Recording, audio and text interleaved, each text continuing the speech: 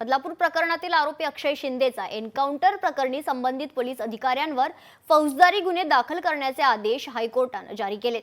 त्यानुसार काय कारवाई केली जाईल याची माहिती आज राज्य सरकार हायकोर्टात देणार आहे। दरम्यान आपल्यालाही या अहवालाची प्रत देण्यात यावी आणि आपली बाजू मांडण्याची संधी देण्यात यावी यासाठी संबंधित पोलीस अधिकाऱ्यांनीही हायकोर्टात धाव घेतली आहे। या संदर्भात आता हायकोर्ट काय निर्देश देतं याकडे राज्याचं लक्ष लागलंय।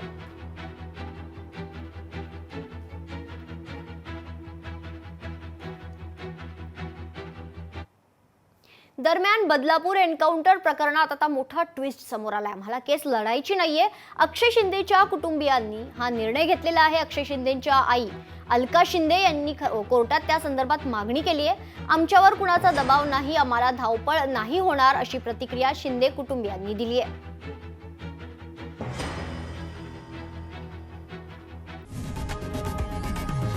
लोकशाही मराठी ऐका, पहा, जागरूक रहा।